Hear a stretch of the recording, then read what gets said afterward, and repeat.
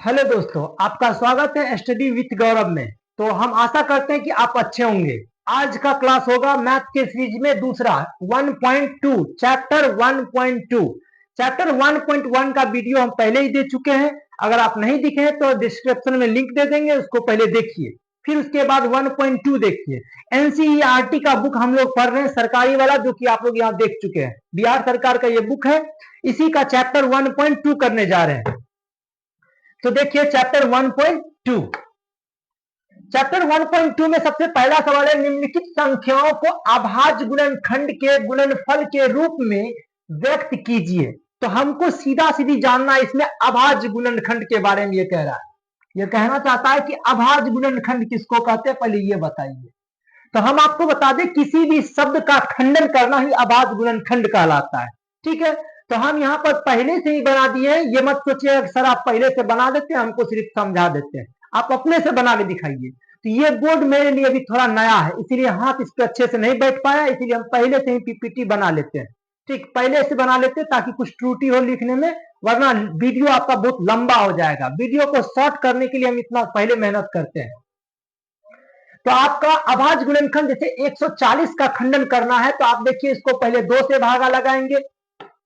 इसको पहले 2 से करते हैं, आपको 2 से भागा लगाते हैं 140 का आधा 70, फिर 2 से लगाएंगे तो आपको 2 तिया 6 और एक इधर जाएगा 2 पंचे 10, अर्थात 35 बार में कट गया। फिर 5 से लगाएंगे तो 5 सत्ते 35, फिर 7 को एक बार में कट गया 7।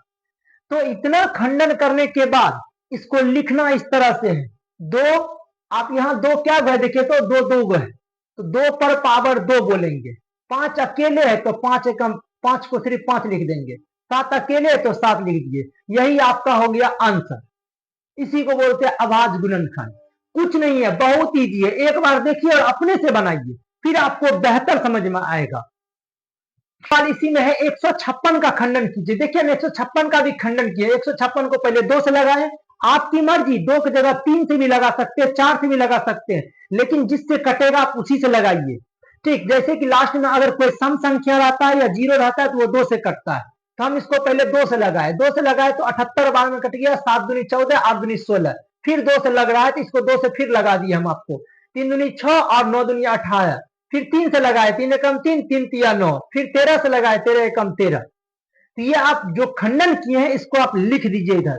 तो 2 कितनी बार हुआ है, आप देखिए 2 2 बार हुआ, तो 2 टू दी पावर 2, 2 पर पावर 2।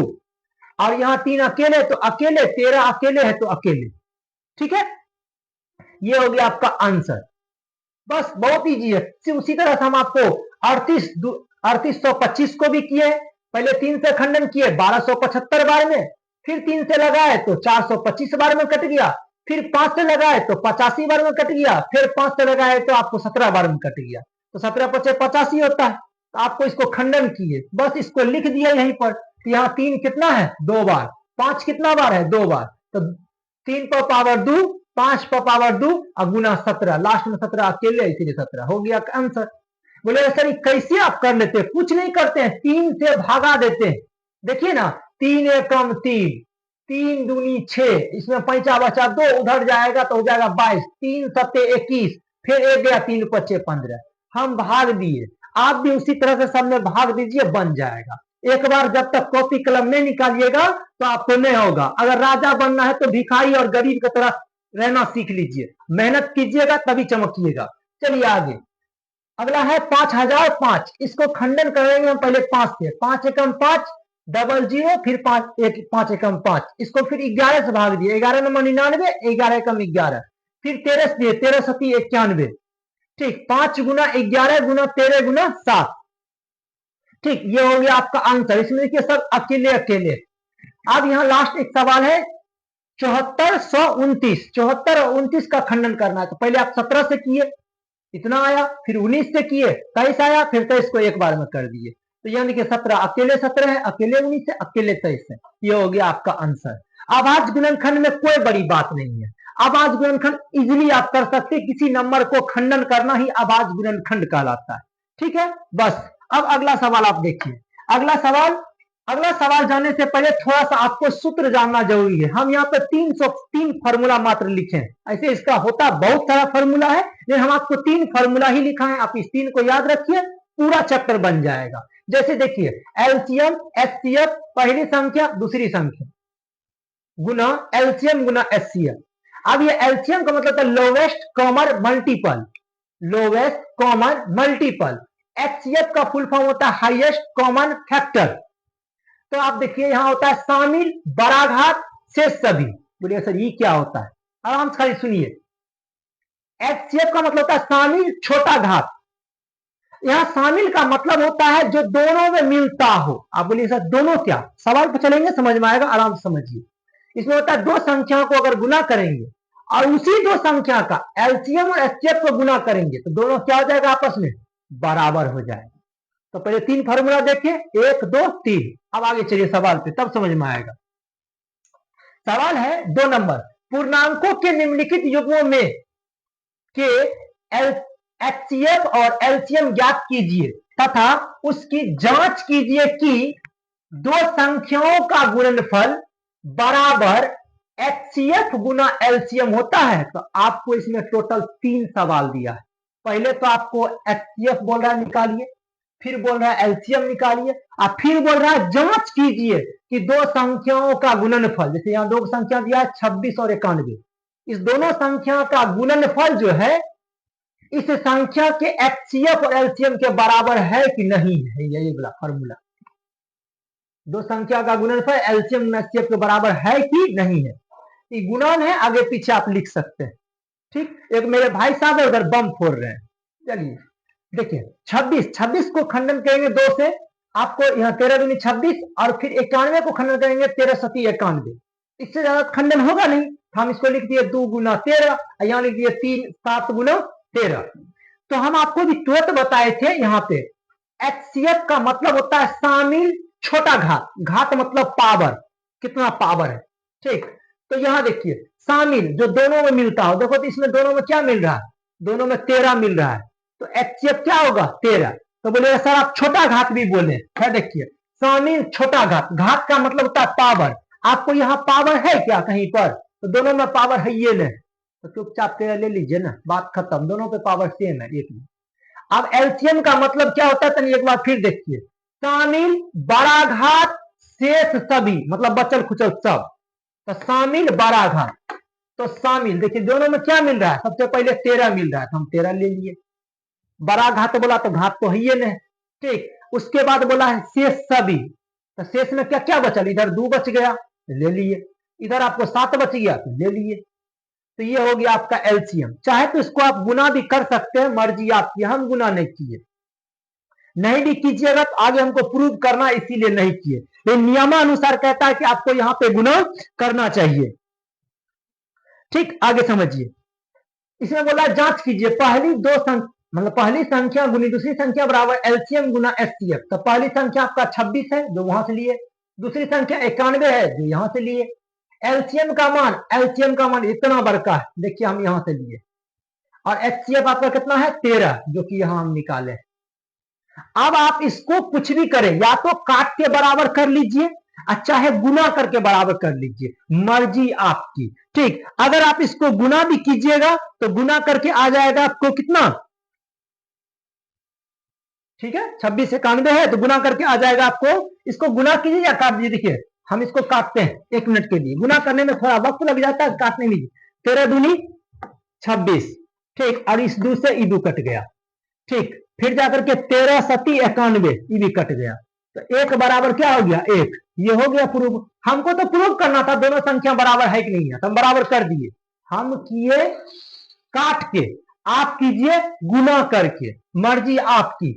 हम इसको एक बार माइनस करते देखिए,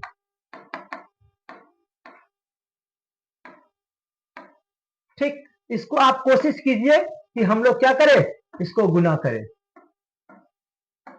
ठीक, इसको आप गुना कीजिएगा, गुना करके बराबर कीजिएगा। चलिए अगला सवाल, फिर इसी का ही दूसरा सवाल है यहाँ पे कि एक ये बनाना है, सॉरी एक आपको ये बनाना है और एक आपको ये बनाना है, सेम सवाल है, हम बनाते हैं। कितना 510 और 91, आप स्क्रीनशॉट ले लीजिए।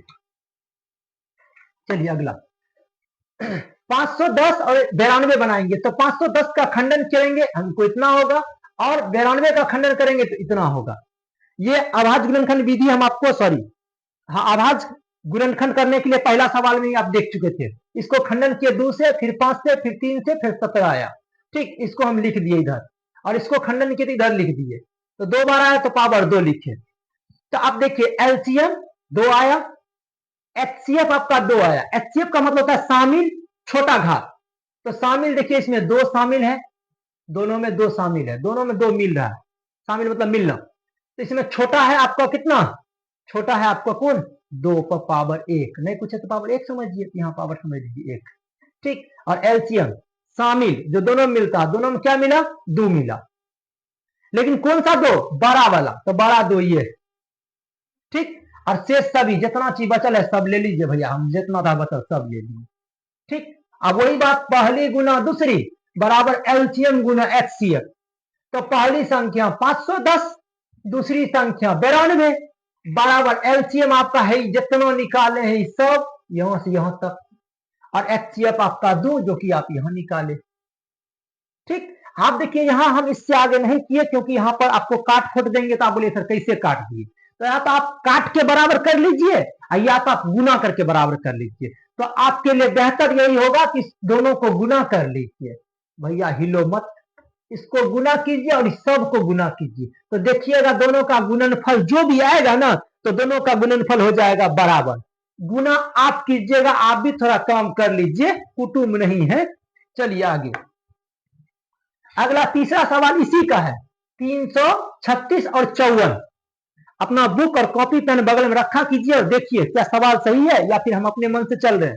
ठीक, 336 या 54। 336 का खंडन हम करेंगे पहले, तो इस तरह से खंडन करेंगे तो देखिए 3 आया 4 बार, इसीलिए सॉरी 2 आया 4 बार, तो 2 पर पावर 4, 3 गुना 7, 3 गुना 7। इसको खंडन किया इसे तो 2 गुना 3 पर पावर 3, देखिए 3 बार आया है 3 यहाँ पे, इसीलिए 3 पर पावर 3 लीजिए। तो एचसीएफ का मतलब होता है शामिल छोटा घात। तो दोनों में शामिल, अच्छा देखिए क्या हो रहा है शामिल, एगो 2 यहाँ शामिल है, एगो 2 यहाँ। तो दोनों में से छटका वाला पावर वाला लिए, यहाँ कुछ पावर से 1 है, 3 लिए। 3 भी तो मिल रहा है, शामिल, तो 3 भी मिल रहा है, 3 भी शामिल हो रहा है। तो दोनों में तीनों ले लीजिए। कौन 3, छटका वाला 3, 3 पर पावर 1 है यहाँ पे, आप ये ले लीजिए, नहीं कुछ पावर से 1।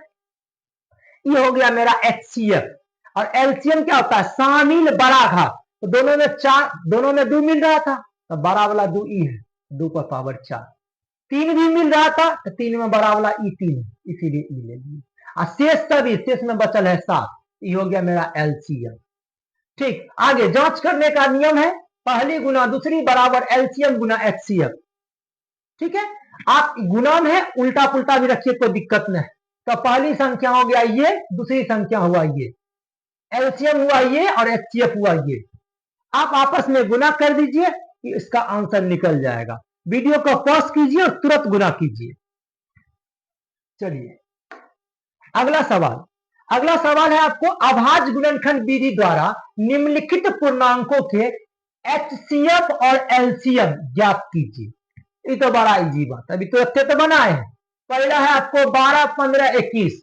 12 का खंडन करेंगे तो कुछ इस तरह से होगा, आपको 2 पर पावर 2 और गुना 3। देखिए तो 2 से किए, फिर 2 से किए, फिर 3 से किए। अब 15 का खंडन करेंगे तो 5 तिया 15 हो तो गया, एगो 21 तो छूटे गया भाई साहब। ठीक, तो हम 21 को यहां करके दिखाते हैं। देखिए हमसे एगो 21 छूट गया, तो 21 का जब आप खंडन करेंगे इस तरह से तो 3 सत्य 21 होगा। हम इसका कलर बदलने की कोशिश करते हैं। ठीक, ये हो जाएगा 21, 21 का खंडन करेंगे 2 से, सॉरी 2 से तो होगा नहीं, 3 से कीजिए, 3 सत्य 21 तो हो जाएगा 3 गुना 7।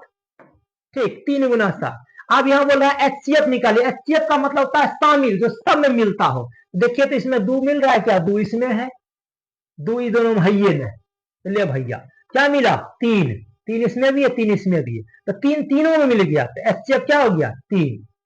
और एलसीएम होता है क्या चीज, शामिल, जो सब में मिलता हो। तो सब में मिल रहा है 3, बड़ा घात तो घात तो है ये ना, और शेष सभी, शेष में बचल कौन चाहिए आपको, 2 पर पावर 2 ले लिए, 5 बचल है ले लिए, और यहाँ पे कुछ और बचल है।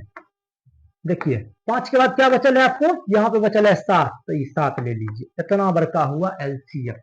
ठीक, हमको खाली एलसीएम निकालना था। इसको गुना आप कीजिए, हम जान के छोड़ दिए हैं क्योंकि आप भी थोड़ा कलम चलाइए और इसको गुना कीजिए और देखिए एलसीएम कितना आया। ये एलसीएम जो गुना करके आएगा वही एलसीएम होगा। चलिए अगला सवाल है 17, 23, 29। अब ये तीनों के तीनों एक आभास संख्या, आभास संख्या वैसी संख्या को कहते हैं जो अपने आप से कटे, किसी से ना कटे। ये किसी से कटने वाला संख्या नहीं। तो जब किसी से कटे नहीं रहा, ये खंडने नहीं होगा, तो इसका एचसीएफ क्या होगा? एक। नहीं कुछ हो तो एक। रीजन क्योंकि सबसे गुना करेंगे तो सब में कॉमन एक तो ही है ना। 17 एकम 17, 23 एकम 23, 29 एकम 29, एक सब में कॉमन है, इसीलिए एचसीएफ क्या आ जाएगा? एक। और एलसीएम क्या होगा? सभी का गुना। कुछ तो कॉमन मिल रहा है, बाकी सबको गुना कर दीजिए। तो गुना कर लीजिए, आंसर जो गुना करके आएगा वही आपका आंसर होगा। ठीक। सेम सवाल यहां पर है 8, 9, 25। 8 का खंडन करेंगे तो 2 पर पावर 3 आएगा। 9 का खंडन करेंगे 3 पर पावर 2 आएगा। और 25 का खंडन करेंगे तो 5 पर पावर 2 आएगा। तो एचसीएफ देखिए, आप तीनों में तो कॉमन कुछ है ही ना, कुछ नहीं कॉमन है, तो एचसीएफ हो जाएगा 1 और एलसीएम हो जाएगा सबका गुणनखंड। तो देखिए एचसीएफ हम सबका गुना करेंगे, तो आप इसको गुना कीजिए। तो मेरा काम यहीं तक था, हम आगे बढ़ते हैं सवाल में। स्क्रीनशॉट लेना चाहते हैं ले लीजिए। चलिए अगला सवाल है आपको क्या चीज? एचसीएफ बराबर आपको दिया हुआ है 306, 657 बराबर 9। मतलब एचसीएफ का मान कितना दिया है? एचसीएफ का मान दिया है 9। ठीक। और पहली संख्या दिया है आपको 306 और दूसरी संख्या दिया है आपको 657। तब ये बोल रहा है कि यही 306 और 657 का एलसीएम क्या होगा। तो अभी हम आपको तुरंत ये फार्मूला लिखाए थे, देखिए आप एक बार फिर से। 3 फार्मूला में ये तीसरा नंबर का फार्मूला था। पहली गुना दूसरी बराबर एलसीएम गुना एचसीएफ। तो पहली संख्या कितना दिया हुआ है आपका? 306। दूसरी संख्या आपको है 657 बराबर एलसीएम बोल रहा है निकालने के लिए, तो एलसीएम को एलसीएम छोड़ दिए। और एचसीएफ आपको कितना दिया हुआ है? देखिए यहाँ पे दिया हुआ एचसीएफ दिया है 9, तो लिख दिए एचसीएफ के सामने 9। ठीक। अब यहां पर आप इसको काटिएगा ना 9 से, तो ये कट जाएगा। देखिए 9 सती 63 और 9 तिया 27। ठीक है। आप इसको गुना करेंगे आपस में तो कुल इतना आएगा। ठीक। 22, 33, 8 गुना कर लीजिएगा। गुना जान के हम नहीं कर रहे हैं, आपके लिए। इसको खंडन कीजिएगा आप, सॉरी गुना कीजिएगा तो आपका आ जाएगा। ठीक। इसको काटे हैं 73 बार में, एलसीएम निकालना था। इसका हो गया आंसर खत्म। ठीक। अगला लीजिए स्क्रीनशॉट फटाक से। अगला है आपको जांच कीजिए कि क्या किसी प्राकृतिक संख्या n के लिए संख्या 6 पर पावर n 0 पर समाप्त होती है। तो कहना चाहता है कि कोई भी संख्या n मानते हैं, n एक प्राकृतिक संख्या, ऐसा यह सवाल में दिया। प्राकृतिक संख्या बोलिएगा सर प्राकृतिक संख्या किसको कहते हैं? तो प्राकृतिक संख्या उसको, गिनती की सभी संख्या को प्राकृतिक संख्या कहते हैं। और गिनती की संख्या शुरू होती है 1 से। तो 1, 2, 3, 4, 5, 6 डॉट डॉट डॉट इन्फिनिटिव तक सब के सब क्या होगा? प्राकृतिक संख्या होगा। तो जैसा कि हम माने हैं यहाँ पे, माना कि n एक n 1, 2, 3, 4, 5, 6 dot dot dot dot infinitive तक ले लिया। ठीक है। अभी बढ़ते जाएगा। बोल रहा है कि इसका 6 पर पावर अगर हम n मानते हैं, सवाल है 6 पर पावर n, तो 6 पावर n जब रखे तो n का मान कभी 1 लीजिए, 2 लीजिए, 3 लीजिए, तो आप ये 0 पर समाप्त होती है, मतलब इसका अंतिम नंबर 0 आता है। हम देखते हैं। देखिए n का मान 1 लिए, 6 पर पावर 1 6 आया। 6 पर n का मान 2 लिए तो 6 पर पावर 2, तो 6 के 36। फिर 6 पर पावर 3 लेंगे तो 6 के 36, 6 के 216, ये 3 बार गुना होगा। तो आप एक चीज गौर कीजिए तनी अच्छे से।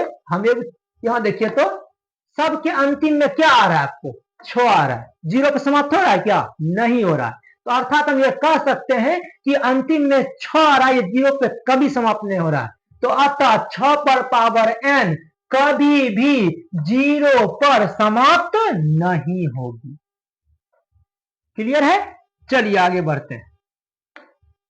अब अगला सवाल है, किसी खेल, एक सवाल शायद छूट गया है, कोई बात नहीं, छूट गया तो फिर हम देख लेंगे। ठीक, फिलहाल इसको बना लेते हैं। किसी खेल के मैदान के चारों ओर एक वृत्ताकार पथ है, मतलब इस तरह से गोल पथ है, वृत्ताकार पथ। इस मैदान का एक चक्कर लगाने में सोनिया को 18 मिनट लगता है। इधर गया भैया सोनिया, ठीक, सोनिया को 18 मिनट लगता है, ठीक। जबकि उसी मैदान का एक चक्कर लगाने में रवि को 12 मिनट लगता है। तो मान लीजिए कि दोनों एक ही स्थान से एक ही समय पर चलना प्रारंभ करता है, तो दिशा एक ही दिशा में चलना प्रारंभ करता है, कितने समय बाद पुनः वो अपने स्थान पर मिलेगा। देखिए इसको इतना बड़ा क्वेश्चन है, 1 मिनट में हम समझाते हैं। एक लड़का है रवि और एक लड़की है सोनिया, ये दोनों मैदान में दौड़ता है। तो इसका कहना है कि यहां से हम शुरू करेंगे दौड़ना, तो यहां से ही सोनिया दौड़ेगा, यहां से ही रवि दौड़ेगा, दोनों साथ दौड़ेगा। तो कितना देर में ये एक चक्कर पूरा काट के फिर यहीं पहुंच जाएगा, ठीक है। तो देखिए रवि सोनिया जो 18 मिनट लेती है, अकेले फील्ड का एक चक्कर मारती है, 18 मिनट में दौड़ती है। लड़की पावरफुल लग रही है, कोई बात नहीं। चलिए दूसरे बार इसको खंडन करेंगे तो 9, 3 से खंडन करेंगे तो 3 आएगा, तो मतलब हो गया इसको 2, 3 पर पावर 2। अब एक है लड़का रवि, रवि 12 मिनट लेता है, सोनिया से तगड़ा है रवि, ठीक, 12 मिनट में एक चक्कर मारता है। तो 12 मिनट में एक चक्कर मारा तो 2 से किए 6, 2 से किए 3, तो खंडन हुआ 2 पर पावर 2 गुना 3। इस दोनों में पहले हम एलसीएम निकालेंगे। तो एलसीएम इसलिए निकाले क्योंकि 1 मिनट के लिए आप सोच लीजिए कि हम इसका एचसीएफ निकालते हैं। 1 मिनट के लिए आप एज्यूम कीजिए कि हम इसका एचसीएफ निकालते हैं, ठीक। तो एचसीएफ क्या होगा, शामिल छोटा घात, तो छोटा हो जाएगा 2 और गुना छोटा हो जाएगा इसमें 3, क्योंकि 2 दोनों में मिल रहा है, 3 भी दोनों में मिल रहा है, तो 3 में पंची हो जाएगा 6। तो आप ही 1 मिनट के लिए सोचिए कि सोनिया 18 मिनट लेती है, रवि 12 मिनट लेता है, और दोनों हाथ पकड़ के दौड़ेगा तो एरोप्लेन की तरह थोड़ी दौड़ेगा, 6 मिनट में पहुंच जाएगा। अतः एचसीएफ नहीं होगा, ये गलत, ठीक। हम इसको एलसीएम निकाल के देखेंगे। तो देखिए एक बार एलसीएम, तो एलसीएम का मतलब शामिल बड़ा घात, तो दोनों में 2 मिल रहा है, बड़का वाला लिए, दोनों में 3 मिल रहा है तो बड़का वाला लिए, तो 2 पर पावर 2 मतलब 2 दूनी 4, 3 पर पावर 2 मतलब 3 तिया 9, और 9 चौके 36। अर्थात सोनिया जो अकेले 12 मिनट में दौड़ती थी और रवि जो अकेले 12 मिनट में दौड़ता था, सोनिया 18 मिनट, रवि 12 मिनट में, आई दोनों हाथ पकड़ के दौड़ेगी या दौड़ेगा तो 36 मिनट में वो एक चक्कर मारेगा। हमको लगता है बीच में झोल है, 36 मिनट ले रहा है, कुछ तो झोल है, खैर कोई बात नहीं, ठीक। इसी के साथ इस चैप्टर के हम लोग करते हैं समाप्ति। तो आप बताइए कैसा लगा ये चैप्टर, कमेंट सेक्शन में जरूर बताइएगा कि मैथ का 1.2 का सीरीज कैसा लगा। हम कोशिश करेंगे कि अगला सीरीज प्रत्येक दिन आपको एक एक चैप्टर लावे। इस वीडियो को आप ज्यादा शेयर कीजिए कि ताकि हर बच्चे को इसका लाभ मिल सके, और वीडियो को लाइक, शेयर एंड सब्सक्राइब करने के लिए सभी दोस्तों को कहिए। तब तक के लिए जय हिंद।